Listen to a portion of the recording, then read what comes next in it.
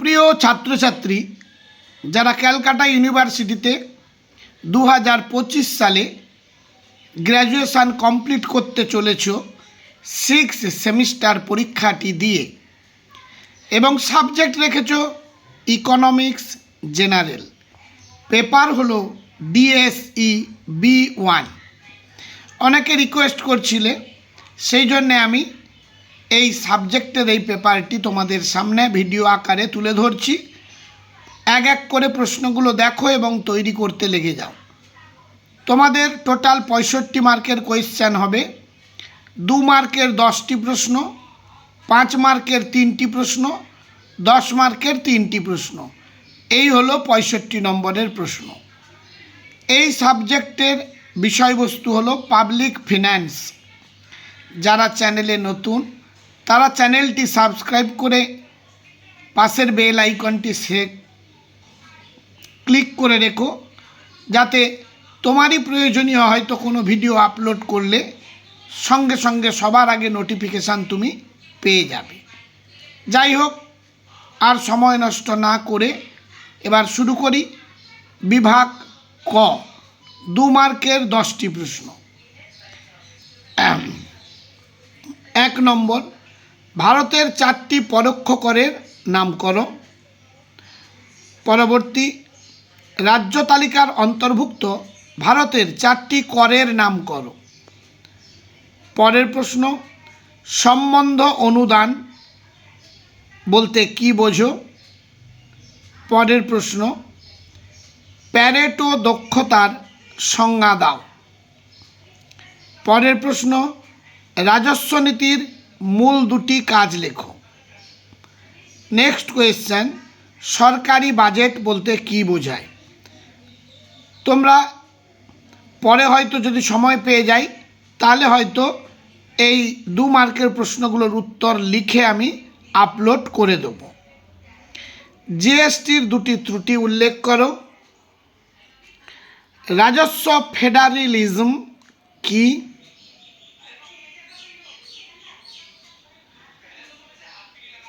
MODVAT কি? স্থিতিশীল নীতির হাতিয়ার কি কি? জাতীয় অর্থব্যবস্থা বলতে কি বোঝো? সরকারি অনুদানের ক্ষেত্রে নিঃসরণ কাকে বলে? সদ্গুণযুক্ত দ্রব্য কাকে বলে? ধনাত্মক ও ঋণাত্মক অর্থনৈতিক বাহ্যিকতার একটি করে উদাহরণ দাও। বাজেট ঘাটতি পূরণের সম্ভাব্য পন্থাগুলি লেখো।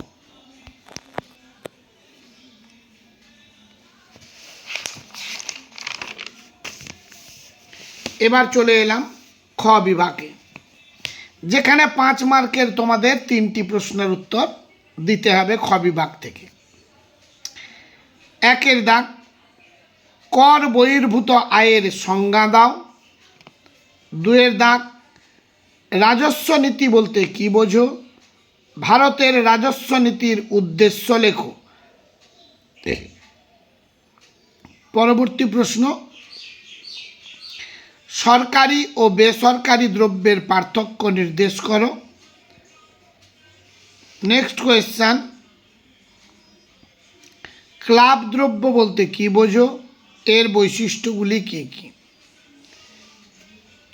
5 মার্কের লাস্ট প্রশ্ন, ম্যাচিং ও নন ম্যাচিং গ্রান্ট বলতে কি বোঝো? নন ম্যাচিং গ্রান্টের তুলনায় ম্যাচিং গ্রান্টের ক্ষেত্রে সামাজিক দ্রব্য কম খরচে যোগান দেওয়া যায়। উদ্ধৃতিটি ব্যাখ্যা করো। এবার চলে আসব গ বিভাগ থেকে। 10 মার্কের 3টি প্রশ্নের উত্তর দিতে হবে। আবারও বলছি, আমার এই ক্ষুদ্র ইউটিউব চ্যানেলটিকে তোমরা সাবস্ক্রাইব করে আমাকে উৎসাহিত করবে। আমি একাই কিন্তু সমস্ত কাজগুলো করি, অর্থাৎ এডিটিং করা, প্রশ্ন উত্তর লেখা এবং ভিডিও আপলোড করা। সেই হিসেবে অনেক পরিশ্রম হয়, আর সেই পরিশ্রমের মর্যাদা তোমরা দেবে একটা লাইক দিয়ে। আমিও বেশ উৎসাহিত হব। 1 দাগ, ঘাটতি অর্থ সংস্থান বলতে কি বোঝায়? ভারতের ঘাটতি অর্থ সংস্থানের পক্ষে ও বিপক্ষে যুক্তিগুলি আলোচনা করো। পরের প্রশ্ন, প্রত্যক্ষ কর ও পরোক্ষ করের পার্থক্যগুলি লেখো। তুমি কি মনে করো যে ভারতের বর্তমান পরোক্ষ কর কাঠামোর পরিবর্তে জিএসটি বেশি গ্রহণযোগ্য? আলোচনা করো। পরবর্তী প্রশ্ন, তোমাদের 10 মার্কের যে প্রশ্নগুলো দেওয়া থাকবে সেগুলো এইভাবে ভাগ করে থাকলে থাকতে পারে, কারণ পূর্ববর্তী পরীক্ষাতে আমরা দেখেছি। 3 দাগের প্রশ্ন, একটি অর্থনীতিতে সরকারি ক্ষেত্রের প্রয়োজন কেন? এরই সাথে মিশ্র দ্রব্য বলতে কি বোঝো? মিশ্র দ্রব্য বাহ্যিক সুবিধা ব্যয় উৎপন্ন করে এবং তা সংশোধনের জন্য ভর্তুকি দেওয়ার বা কর বসানোর প্রয়োজন হয়। কথাটি ব্যাখ্যা করো বা আলোচনা করো। পরের প্রশ্ন, ভারতের বর্তমান কর কাঠামোর বৈশিষ্ট্যগুলি আলোচনা করো। পরের প্রশ্ন, তুমি কি মনে করো যে একটি পরোক্ষ কর নিশ্চিতভাবে একটি প্রত্যক্ষ করের তুলনায় অতিরিক্ত কর ভার আরোপ করে? যুক্তিসহ উত্তর দাও। এবার হলো লাস্ট প্রশ্ন 10 মার্কের জন্য। একটি সরকারি দ্রব্য ও একটি ব্যক্তিগত দ্রব্য বিশিষ্ট পৃথিবীতে সরকারি দ্রব্যের দক্ষতা সম্পন্ন যোগান কিভাবে নিরূপিত হয়? পরবর্তী, সরকারি দ্রব্যের সংজ্ঞা দাও। সামাজিক দ্রব্যের যোগানের ক্ষেত্রে বাজারের ব্যর্থতা মূল কারণগুলি আলোচনা করো। এই হলো তোমাদের মোট সাজেশান।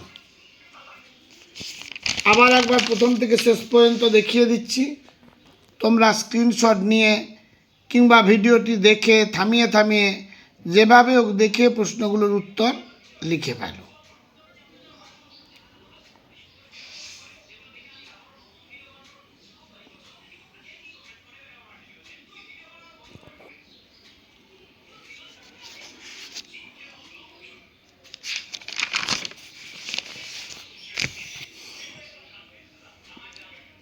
এখানে 2 দাগের প্রশ্ন, 3 দাগের প্রশ্ন,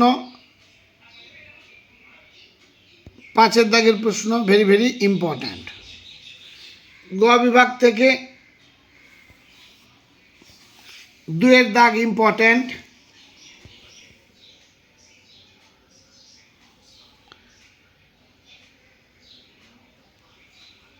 3 দাগ ইম্পর্ট্যান্ট এবং 5 দাগ।